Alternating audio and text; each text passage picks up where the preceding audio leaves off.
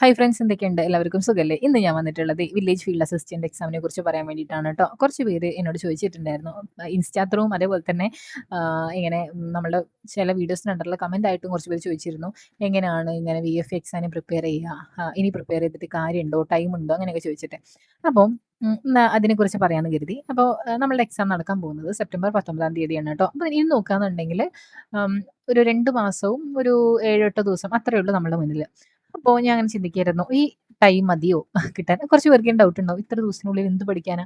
പക്ഷേ ശരിക്കും നമ്മളൊന്ന് ചിന്തിച്ച് കഴിഞ്ഞാൽ നമുക്ക് പഠിക്കാനുള്ള ടൈം കൃത്യമായിട്ടില്ലേ? അതായത് 2 മാസം ഇല്ലേ? 2 മാസം ഉണ്ട്. ഓക്കെ. ഇത് 2 മാസം എന്ന് പറഞ്ഞാല് എത്ര ദിവസമാണെന്ന് ശരിക്കും കാൽക്കുലേറ്റ് ചെയ്ത് അപ്പോൾ അത്ര ദിവസങ്ങൾ നമ്മളുടെ മുന്നിലുണ്ട്. അതായത് എങ്ങനെ പോയാലും ഒരു 60, 68 ദിവസം മുൻപ് ദിവസത്തോളം നമുക്ക് മുന്നിലുണ്ട്. ഓക്കെ. ചിലപ്പോൾ നമ്മൾ മുന്നേ കാലങ്ങളായിട്ട് പഠിച്ചുകൊണ്ടിരിക്കുന്ന ആൾക്കാരൊക്കെ ഉണ്ടാവും. അങ്ങനെയുള്ള ആൾക്കാരുണ്ടാവും. ചിലപ്പോൾ നമുക്ക് ശേഷം പഠിച്ചു തുടങ്ങുന്ന ആൾക്കാരുണ്ടാവും. നമ്മൾ മറ്റുള്ളവരെ കാര്യം നോക്കാതിരുന്നു കഴിഞ്ഞാൽ കുറച്ചുകൂടി നല്ല രീതിയിൽ നമുക്ക് ഈ എക്സാമിന് പ്രിപ്പയർ ചെയ്യാൻ പറ്റും. അതാണ് എനിക്ക് ഫസ്റ്റ് പറയാനുള്ള കാര്യം. അപ്പം ഇനി നമുക്ക് എങ്ങനെയാണ് ഈ എക്സാമിന് വേണ്ടിയിട്ട് ഇനി നമ്മുടെ സ്ട്രാറ്റജി എന്തായിരിക്കണം? ഇനി എന്തൊക്കെയാണ് പഠിക്കേണ്ടത്? എന്നുള്ള കാര്യത്തെക്കുറിച്ച് ഞാൻ കുറച്ച് കാര്യങ്ങൾ പറഞ്ഞുതരാം കേട്ടോ. അപ്പോൾ നമ്മൾ സിലബസ് നോക്കുന്ന സമയത്ത് ചരിത്രം, ഭൂമിശാസ്ത്രം, ധനതത്വശാസ്ത്രം, പിന്നെ ഭരണഘടന, കേരളം ഭരണ സംവിധാനം, ജീവശാസ്ത്രം, ഭൗതികശാസ്ത്രം, രസതന്ത്രം, കലാകായികം, കമ്പ്യൂട്ടർ അടിസ്ഥാന വിവരങ്ങൾ, സുപ്രധാന നിയമങ്ങൾ, പിന്നെ CA, മാത്സ്, ഇംഗ്ലീഷ്, മലയാളം ഇത്ര കാര്യങ്ങളാണ് ഉള്ളത്. ഇതിൽ നമ്മൾ ശരിക്കും അനലൈസ് ചെയ്ത് കഴിഞ്ഞാൽ maths, English, Malayalam, current affairs ഇത്ര ടോപ്പിക്സിന് എത്ര മാർക്കാണ് നമ്മൾക്ക് മുന്നിലുള്ളത്? അതായത് 50 മാർക്ക്. ഒരു എക്സാമിൻ്റെ അതായത് 50% ഓഫ് മാർക്ക് വരുന്നത് ഈ 4 സബ്ജക്ട്സിനാണ്. ഓക്കെ. അപ്പോൾ നമ്മൾ ആ സബ്ജക്ട്സ് ഫോക്കസ് ചെയ്യാതിരുന്ന് പഠിക്കാൻ പറ്റുമോ? അപ്പോൾ അതിന് വേണ്ട പ്രാധാന്യം നൽകണം. നിങ്ങളുടെ സാഹചര്യം എന്തോ ആയിക്കോട്ടെ, ഇപ്പം നിങ്ങൾ ജോലി ചെയ്യുന്നവരായിക്കോട്ടെ, വീട്ടിലിരുന്ന് ഫുള്ളി ഇരുന്ന് പഠിക്കുന്നവരായിക്കോട്ടെ, അല്ലെങ്കിൽ വേറെ എന്തെങ്കിലും സാഹചര്യത്തിലൂടെ എന്ത് എന്ത് അവസ്ഥയിലൂടെ ആണെങ്കിലും നിങ്ങൾ കടന്നു പോകുന്നതാണെങ്കിലും നിങ്ങൾ ഫസ്റ്റ് ചിന്തിക്കേണ്ടത് ഈ മാർക്ക് ഡിസ്ട്രിബ്യൂഷൻ്റെ കാര്യമാണ് കേട്ടോ. അപ്പോൾ നിങ്ങൾക്ക് മനസ്സിലായില്ലേ എന്തിനാണ് നിങ്ങൾ ഏറ്റവും ഇമ്പോർട്ടൻസ് കൊടുക്കേണ്ടതെന്നുള്ളത്? അപ്പോൾ ഞാൻ പറയാമെന്നുണ്ടെങ്കിൽ maths, English, Malayalam and current affairs ഇത്ര കാര്യങ്ങൾക്ക് നിങ്ങൾ വേണ്ടോളം പ്രാധാന്യം കൊടുക്കണം. ഓക്കെ. അപ്പോൾ ഞാനിപ്പോൾ പറയുന്നത് എങ്ങനെയാണ് നിങ്ങൾ ഇപ്പം നിങ്ങൾ ചെയ്യേണ്ട ഒരു കാര്യം, നിങ്ങൾ ഇതുവരെ അതായത് ഞാൻ ഉദ്ദേശിക്കുന്ന ആൾക്കാരെന്ന് ആരെയാണെന്നറിയോ? അതായത് പഠനം കുറച്ചൊക്കെ സ്റ്റാർട്ട് ചെയ്തു. പക്ഷേ ഉം, എന്താ ഇനി ചെയ്യേണ്ടതെന്ന് അറിയില്ല. അല്ലെങ്കിൽ ഇതുവരെ പഠനം സ്റ്റാർട്ട് ചെയ്യാത്ത ആൾക്കാരാണെങ്കിൽ പോലും ആരാണെങ്കിലും പക്ഷേ ഒരു സ്റ്റക്കായിട്ട് നിൽക്കുകയാണ്. ഇനി എന്ത് ചെയ്യണമെന്ന് അറിയില്ല. VFAൻ്റെ കാര്യമൊന്നും മനസ്സിലാവുന്നില്ല. അങ്ങനെ നിൽക്കുന്ന ആൾക്കാർക്കായിരിക്കും കേട്ടോ ഈ വീഡിയോസ് ഉള്ളത്. അല്ലാതെ മൊത്തം ഇങ്ങനെ പഠിച്ചു കഴിഞ്ഞ് ഇനി റിവിഷന് വേണ്ടി ഇരിക്കുന്ന ആൾക്കാർക്കാണെന്നുണ്ടെങ്കിൽ അവർക്ക് ഈ വീഡിയോ എന്തായാലും യൂസ്ഫുൾ ആവില്ല. ഓക്കെ. അപ്പം എനിക്ക് പറയാനുള്ള കാര്യം എന്താ വെച്ചാൽ ഫസ്റ്റ് നമ്മൾ ഈ മാർക്കിൻ്റെ കാര്യം ഡിസ്ട്രിബ്യൂഷൻ നോക്കുന്ന സമയത്ത് തന്നെ ഏകദേശം 50 മാർക്കിനുള്ള സോഴ്സ് നമ്മൾ കണ്ടെത്തിയിട്ടുണ്ട്. അപ്പോൾ ഈ സബ്ജക്ട്സ് ഡെയിലി പഠനത്തിൽ ഇൻക്ലൂഡ് ചെയ്യേണ്ട ആവശ്യകത ഉണ്ട്. അത് നിങ്ങൾക്ക് മനസ്സിലായല്ലോ അല്ലേ? പിന്നെ ബാക്കിയുള്ള സബ്ജക്ട്സ് എല്ലാം കൂടി എത്ര മാർക്കാണ്? 50 മാർക്ക്. അതായത് ബാക്കി 11 സബ്ജക്ട്സിനും കൂടി ടോപ്പിക്സിനും കൂടി നമുക്ക് ആകെ ഉള്ളത് 50 മാർക്ക്. ഓക്കെ. ഇവിടെ 4 ടോപ്പിക്സിൽ നമുക്ക് 4 ടോപ്പിക്സിൽ നമുക്ക് 50 മാർക്കും അവിടെ 11 ടോപ്പിക്സിൽ നമുക്ക് 50 മാർക്കും അങ്ങനെയാണ് വരുന്നത്.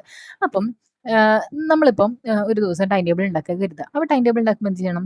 നമ്മൾ ഇപ്പം ഞാൻ ഉദ്ദേശിക്കുന്നത് എന്നെപ്പോലെ ഒരാളാണ് നിങ്ങൾ എന്നുണ്ടെങ്കിൽ നിങ്ങൾ ചെയ്യേണ്ട ഒരു കാര്യം ഡെയിലി ഒരു 2 ടോപ്പിക് എന്ന് ഉദ്ദേശിക്കുന്നത് 2 സബ്ജക്റ്റിലുള്ള 2 ടോപ്പിക്സ് കേട്ടോ. നിങ്ങൾ ഡെയിലി പഠിച്ചു പോകേണ്ട ആവശ്യകത ഉണ്ട്. 2 മാസം നമുക്ക് മുൻപിലുണ്ടല്ലോ. ഈ 2 മാസത്തേക്കുള്ള ടൈം ടേബിൾ ഇപ്പോൾ ഇരുന്നിട്ട് നിങ്ങൾക്ക് ഉണ്ടാക്കാൻ പറ്റുന്നുണ്ടെങ്കിൽ അത്രയും നല്ലതൊക്കെ.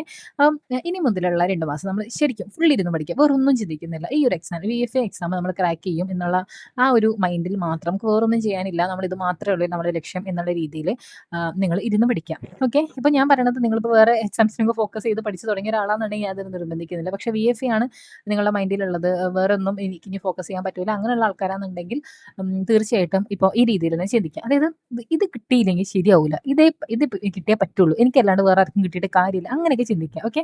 നമുക്ക് തന്നെ ഒരു വാശി ഉണ്ടാക്കിയെടുക്കാം. ആ വാശി ഉണ്ടാക്കിയെടുക്കുക എന്ന് പറഞ്ഞാൽ നിങ്ങൾ നിങ്ങളുടെ സാഹചര്യം ഒന്ന് ആലോചിക്കുക. ഈ ഒരു ജോലി നിങ്ങൾക്ക് എത്രമാത്രം ആവശ്യം എന്നുള്ള കാര്യം ശരിക്കും ഒന്ന് ചിന്തിച്ച് നോക്കുക. നമ്മൾ ചിലപ്പം നമ്മളുടെ ഒരു പേഴ്സണൽ ആവശ്യം അത്രയും പേഴ്സണൽ ആയിട്ടുള്ള കാര്യങ്ങൾക്ക് പോലും വേറൊരാളുടെ മുന്നിൽ കൈ നീട്ടേണ്ട ഒരു സാഹചര്യം ഇപ്പോൾ നമുക്ക് എല്ലാവർക്കും ഉണ്ട്. അപ്പം ഈ ഒരു സാഹചര്യത്തിൽ നിന്ന് മാറി നമ്മൾ സ്വന്തമായിട്ട് ഏൺ ചെയ്യേണ്ട ഒരു കാര്യം ഒന്ന് ആലോചിച്ച് നോക്കിയേ. അപ്പോൾ അതിന് വേണ്ടിയിട്ട് നമുക്കൊരു ജോലി ഇപ്പം നിർബന്ധമാണ്. അങ്ങനെ ഒരു ജോലി കിട്ടണമെന്നുണ്ടെങ്കിൽ അറ്റ്ലീസ്റ്റ് നമ്മളുടെ 100% കൊടുക്കണ്ടേ? അപ്പോൾ ഈ 100% കൊടുക്കാൻ നമ്മളുടെ കൃത്യമായിട്ട് ടൈം ടേബിൾ പ്രകാരം പഠിച്ചു പോവുക. ഓക്കെ. ഇവിടെ നല്ലോണം കഷ്ടപ്പെട്ടവർക്കൊക്കെ ജോലി കിട്ടിയിട്ടുണ്ട്. ഓക്കെ. അപ്പം ചിലർ പറയും ഇത്ര പഠിച്ചിട്ടും കിട്ടുന്നില്ല. പക്ഷെ അത് വെറുതെയാണ്. അത് ചിലപ്പോൾ അവർ പഠിക്കേണ്ട രീതി പഠിച്ചിട്ടുണ്ടാവില്ല എന്നാണ് എനിക്ക് തോന്നുന്നത്. അല്ലാതെ റാങ്ക് ലിസ്റ്റിൽ വന്നിട്ടും ജോലി കിട്ടാത്തതൊക്കെ എനിക്കറിയില്ല. സാഹചര്യം സാഹചര്യം ഇപ്പോൾ എൻ്റെ അവസ്ഥ എങ്ങനെയാണ് നമുക്കറിയില്ല. എന്താവും അവസ്ഥ എന്നൊന്നും എനിക്കറിയില്ല. പക്ഷേ നമ്മൾ നമ്മളുടെ 100% ഓരോ കാര്യങ്ങൾ കൊടുത്തു കഴിഞ്ഞാൽ അതിൽ ഒരു റിസൾട്ട് ഉണ്ടാവും എന്ന് തന്നെയാണ് ഞാൻ വിചാരിക്കണത്. ആ ഒരു ഇതിന്റെ പുറത്താണ് ഞാൻ പിന്നെ പഠിക്കണത്. ഓക്കെ. അപ്പം ഓക്കെ, നമുക്ക് നമ്മുടെ കാര്യത്തിലേക്ക് വീണ്ടും വരാം. അപ്പോൾ നമ്മള് ഡെയിലി ഇപ്പൊ ഞാൻ നേരത്തെ പറഞ്ഞ പോലെ തന്നെ 2 സബ്ജക്റ്റ് അല്ലെങ്കിൽ 3 സബ്ജക്റ്റ് ഡെയിലി പഠിച്ചു പോണം. അതായത് ഹിസ്റ്ററിയാണ്. ഇപ്പൊ ഞാൻ പറയുകയാണെന്നുണ്ടെങ്കിൽ ഹിസ്റ്ററി, ജോഗ്രഫി ആൻഡ് എക്കണോമിക്സ് ഇങ്ങനെ 3 സബ്ജക്റ്റ് ഒരു ദിവസം പഠിക്കാം. ഓക്കെ. അങ്ങനെ എല്ലാ ദിവസവും ഒരു 3 സബ്ജക്റ്റ് എന്നുള്ള രീതിയിൽ പഠിക്കുക. അതുപോലെ തന്നെ ദിവസവും മാത്സ്, ഇംഗ്ലീഷ്, മലയാളം അതായത് MEM, കറന്റ് അഫയേഴ്സ്, CA ഇത്ര കാര്യങ്ങൾ ഡെയിലി നോക്കി പോണം. ഓക്കെ. പിന്നെ അതുപോലെ തന്നെ SCERT ടോപ്പിക്. ഇതിന് കൃത്യമായിട്ടുള്ള ടൈം ടേബിൾ നിങ്ങളായിട്ട് ഉണ്ടാക്കണം. അപ്പോൾ ഞാൻ ഒരു ടൈം ടേബിൾ ഉണ്ടാക്കി തന്നിട്ട് ഒരു കാര്യമില്ല. കാരണം എൻ്റെ ഒരു ടൈം ടേബിൾ നിങ്ങൾക്ക് ഫോളോ ചെയ്യാൻ പറ്റില്ല. അതുപോലെ നിങ്ങളുടെ ഒരു ടൈം ടേബിൾ എനിക്ക് ഫോളോ ചെയ്യാൻ പറ്റില്ല. അത് ചിലപ്പോൾ ടൈം ടേബിൾ ഈസി ആയതുകൊണ്ടോ ടഫ് ആയതുകൊണ്ടോ അങ്ങനെയൊന്നുമല്ല. ഇപ്പം ഞാൻ എണീക്കുന്ന ടൈമോ അല്ലെങ്കിൽ ഞാൻ റെസ്റ്റ് എടുക്കുന്ന ടൈമൊന്നും നിങ്ങൾക്ക് ഓക്കെ ആവില്ല. അതേപോലെ തന്നെ നിങ്ങളുടെയും അങ്ങനത്തെ ഒരു ടൈം ടേബിൾ എനിക്ക് ഓക്കെ ആവില്ല. അപ്പോൾ നിങ്ങൾ ശരിക്കും ഒന്ന് ചിന്തിക്കുക. നിങ്ങൾക്ക് ഏത് സമയമാണ് ഏറ്റവും ഫ്രഷ് ആയിട്ട് ഇരിക്കാൻ പറ്റണത്, അല്ലെങ്കിൽ ഏറ്റവും കൂടുതൽ ഇരുന്ന് പഠിക്കാൻ പറ്റുന്ന സാഹചര്യമുള്ള സമയം ഏതാണ്, അങ്ങനെയുള്ള കാര്യങ്ങളൊക്കെ നിങ്ങൾ നിങ്ങളുടേതായ രീതിയിൽ കണ്ടെത്തിയിട്ട് കൃത്യമായിട്ട് ഓരോ ദിവസം എന്തൊക്കെ ടോപ്പിക്സ് ആണ് പഠിച്ചു പോകേണ്ടത് എന്ന് വരെ മനസ്സിലാക്കിയിട്ട് നിങ്ങളൊരു ടൈം ടേബിൾ ഉടനെ തയ്യാറാക്കുക. നാളെ രാവിലെ മുതൽ ഇരുന്ന് പഠിക്കുക. ഓക്കെ. ഞാൻ എന്തായാലും 7 മണിക്കായിരിക്കും വീഡിയോ പോസ്റ്റ് ചെയ്യുന്നുണ്ടാവുക. അപ്പോൾ അതിന് ശേഷം ഒരു 3 മണിക്കൂറൊക്കെ നിങ്ങൾക്ക് കൃത്യമായിട്ട് ടൈം ടേബിൾ ഉണ്ടാക്കാനുള്ള ടൈമുണ്ട്. അപ്പോൾ ഞാൻ ടൈം ടേബിൾ ഇങ്ങനെ പറയുന്നത് എങ്ങനെയാണെന്ന് വെച്ച് കഴിഞ്ഞാൽ നിങ്ങൾ ജസ്റ്റ് ഹിസ്റ്ററി, മാത്സ്, മലയാളം അങ്ങനെയൊക്കെ എഴുതി വെക്കുക എന്നുള്ള രീതിയിലല്ല. ഓക്കെ. ഓരോ ദിവസം എന്തൊക്കെ ടോപ്പിക്കാണ് പഠിക്കേണ്ടത് എന്നാണ് നിങ്ങൾ എഴുതി വെക്കേണ്ടത്. എന്നാലേ നമുക്ക് മനസ്സിലാവുള്ളൂ ഏതൊക്കെ ടോപ്പിക്സ് നമുക്ക് ഈ സമയത്തിനുള്ളിൽ പഠിച്ചു തീർക്കാൻ പറ്റും എന്നുള്ളത്. പിന്നെ എൻ്റെ ഒരു കേസ് പറയാന്നുണ്ടെങ്കിൽ എനിക്ക് ഫിസിക്സ് എന്ന സബ്ജക്റ്റ് അത്യാവശ്യം ബുദ്ധിമുട്ടുള്ള സബ്ജക്റ്റാണ്. ഓക്കെ. അപ്പോൾ ഞാൻ എത്ര പഠിച്ചാലും എനിക്കത് മാർക്ക് സ്കോർ ചെയ്യാൻ പറ്റൂല എന്നൊരു തോന്നൽ എൻ്റെ ഉള്ളിൽ ഉള്ളത് കൊണ്ടും ചെറുപ്പം മുതലേ ഞാൻ അതിനോട് വലിയൊരു താല്പര്യം കാണിക്കാത്തത് കൊണ്ടും എനിക്ക് അതിന് വേണ്ടിയിട്ട് ഇനി ടൈം സ്പെൻഡ് ചെയ്ത് ഞാൻ ഇനി ഇരുന്ന് പഠിച്ചിട്ട് ഇനി അതിന് വേണ്ടി മാർക്ക് സ്കോർ ചെയ്യാന്ന് പറയുമ്പോൾ അതെനിക്ക് കുറച്ച് ബുദ്ധിമുട്ടുള്ള ഒരു കാര്യമായിരിക്കും. അപ്പോൾ ഞാൻ എന്തായിരിക്കും ചെയ്യുക, ഞാൻ ചെയ്യുന്ന ഒരു കാര്യം എന്ന് പറഞ്ഞു കഴിഞ്ഞാൽ PYQs മാക്സിമം നോക്കും. ആ ഒരു ടോപ്പിക് എന്നുള്ള ഏറ്റവും കൂടുതൽ മീൻസ് ഏറ്റവും കൂടുതൽ എന്നല്ല എല്ലാ തരം PYQs നോക്കും. ഓക്കെ. ഒരു 10th ലെവൽ എക്സാംസിന് ഇതുവരെ ചോദിച്ചിട്ടുള്ള എല്ലാ PYQs നോക്കും. അതുപോലെ തന്നെ ആ PYQസിലെ നോക്കിക്കഴിഞ്ഞാൽ നമുക്കറിയാൻ പറ്റും ഏതൊക്കെ ഭാഗത്തു നിന്നാണ് ഏറ്റവും കൂടുതൽ തവണ ചോദ്യങ്ങൾ ചോദിച്ചിട്ടുള്ളത്. ആ ഭാഗം മാത്രം ഇരുന്ന് പഠിക്കും. ഓക്കെ. അങ്ങനെ ഒരു സ്പെസിഫിക് ആയിട്ടുള്ള കുറച്ച് ഏരിയാസ് ഉണ്ടാവുമല്ലോ, നിർബന്ധമായിട്ട് നമ്മൾ പഠിച്ചു പോകണം എന്നുള്ള കുറച്ച് മേഖലകൾ നമുക്ക് PYQs നോക്കിക്കഴിഞ്ഞാൽ കിട്ടും. ആ മേഖലകൾ മാത്രം ഒന്ന് പഠിക്കും എന്നല്ലാതെ അതിനപ്പുറത്തേക്ക് ഞാൻ ഫുൾ പോർഷൻസ് ഒന്നും കംപ്ലീറ്റ് ചെയ്തിട്ട് എക്സാമിന് വേണ്ടി പോകും എന്ന് എനിക്ക് തോന്നുന്നില്ല. അപ്പോൾ നിങ്ങൾക്കും അങ്ങനെയുള്ള ഏരിയാസ് വല്ലതും ഉണ്ടെന്നുണ്ടെങ്കിൽ അതിനനുസരിച്ച് ചെയ്യുക. പക്ഷേ വേറൊരു കാര്യമുണ്ട്. പിന്നെ ഒക്കെ ലക്കാണ് കേട്ടോ. കാരണം എന്താണെന്ന് വെച്ചാൽ ഇപ്പം നമ്മൾ ഇപ്പോൾ ഞാൻ പറഞ്ഞ പോലെ ഫിസിക്സിന് ഇപ്പോൾ 3 മാർക്കേ ഉള്ളൂ എഴുതിയിട്ട് ചിലപ്പോൾ അങ്ങനെ പോകുമ്പോഴായിരിക്കും ചിലപ്പോൾ ഈ 5 മാർക്കിനൊക്കെ നമ്മളുടെ PSC ബഹുമാനപ്പെട്ട PSC ചോദിക്കുക. നോക്കിയേ, എന്നാൽ 5 മാർക്കിന് ഫിസിക്സിന്റെ ക്വസ്റ്റ്യൻ കഴിഞ്ഞില്ലേ, അപ്പോൾ എന്ത് ചെയ്യുക? ഞാൻ നേരത്തെ പറഞ്ഞ പോലെ തന്നെ PYQs ഇരുന്ന് നോക്കുക. അത് മാത്രമാണ് വഴിയുള്ളൂ.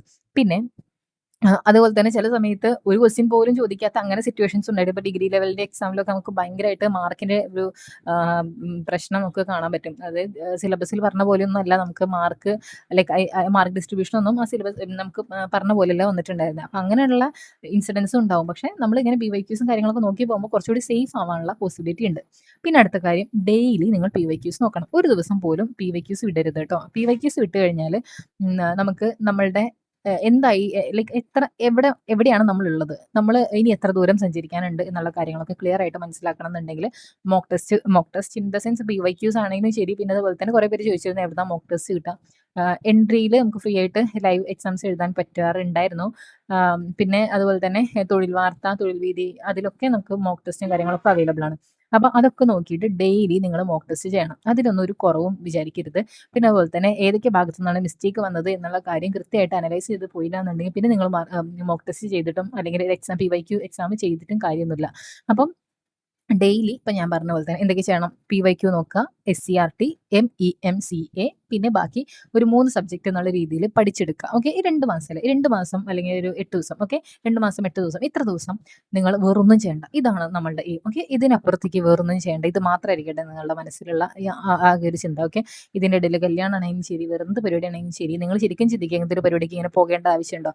പക്ഷേ ഞാൻ പറയുന്നത് നിങ്ങൾ ഭയങ്കര സ്ട്രെസ് എടുത്ത് വേറൊന്നും ആലോചിക്കാതെ ഇത് മാത്രം ഇരുന്ന് പഠിച്ച് അങ്ങനെയല്ല കേട്ടോ. അങ്ങനെയാകുമ്പോൾ ഒരു പ്രശ്നമുണ്ട്. നിങ്ങൾ സ്ട്രെസ് അടിച്ച് വേറെ എന്തെങ്കിലും അസുഖങ്ങളും കാര്യങ്ങളൊക്കെ വരുത്തിക്കുക. അങ്ങനെ ചെയ്യരുത്. കുറച്ചൊക്കെ നമ്മളുടെ ഹെൽത്തിനും ഒക്കെ ഇമ്പോർട്ടൻസ് കൊടുക്കണം. പക്ഷേ നമ്മളുടെ പ്രൈമറി ആയിട്ടുള്ള എയിം എന്ന് പറയുന്നത് ഈ എക്സാമാ എന്നുള്ള കാര്യം മനസ്സിൽ വെച്ചിട്ട് മാത്രമേ ബാക്കി എന്തും ചെയ്യാവൂ. ഓക്കെ. അപ്പോൾ നല്ല രീതിയിൽ പഠിക്കുക. എന്തായാലും നല്ല രീതിയിൽ പഠിച്ചാൽ കിട്ടാതിരിക്കില്ല. ഓക്കെ. എന്തെങ്കിലുമൊക്കെ ലൈക്ക് നമ്മൾ അത്രയും ഹാർഡ് വർക്ക് ചെയ്ത് കഴിഞ്ഞാലുണ്ടല്ലോ അതിൻ്റെ റിസൾട്ട് ഇല്ലാണ്ടിരിക്കില്ല. എത്ര പേരെ നമ്മുടെ മുന്നിൽ തന്നെ എന്തൊക്കെ സ്റ്റോറീസ് ഉണ്ട് അല്ലേ? അപ്പം ഞാനിപ്പോ ഒന്നും ആയിട്ടൊന്നും അല്ലട്ടോ പറയണത്. ഞാനും ഇപ്പ അങ്ങനെ വലിയൊരു സംഭവമായി എന്നൊന്നും ഞാൻ പറയണില്ല. പക്ഷേ ഞാനും അത്യാവശ്യം നല്ല രീതിയിൽ അത്യാവശ്യം നല്ല രീതിയിൽ വർക്ക് ചെയ്തുകൊണ്ട് മാത്രമാണ് എനിക്കിപ്പോ റാങ്ക് ലിസ്റ്റിൽ വരാനൊക്കെ സാധിച്ചിട്ടുണ്ടായിരുന്നത്. അപ്പം ഞാനും ഇങ്ങനെ ഒരു റാങ്ക് ലിസ്റ്റിൽ വരാതിരുന്ന ഒരു സമയത്ത് ഞാൻ ചിന്തിച്ചൊരു കാര്യമുണ്ട്. ഇതൊക്കെ എങ്ങനെയാണ് വരിക? ശരിക്കും എങ്ങനെയാണ് ഈ സംഭവമില്ലേ, എങ്ങനെയാണ് ഒരാള് ഒരു റാങ്ക് ലിസ്റ്റിൽ വരുന്നേ?